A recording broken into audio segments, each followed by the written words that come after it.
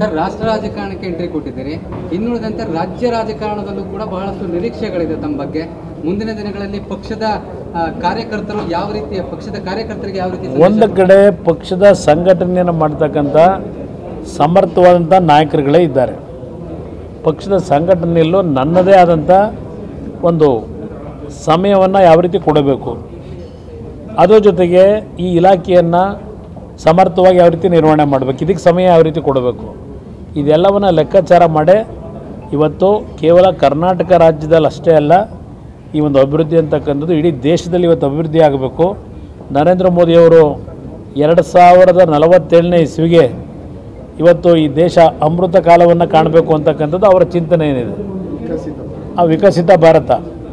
ಆ ಹಿನ್ನೆಲೆಯಲ್ಲಿ ಇವತ್ತು 2047ರ ಗುರಿ ಏನಿದೆ, ಆ 47ರ ಗುರಿಯನ್ನು ಅವರು ಏನು ಮುಟ್ಟಬೇಕು ಅಂತಕ್ಕಂಥ ಒಂದು ವಿಷನ್ ಇಟ್ಕೊಂಡಿದ್ದಾರೆ.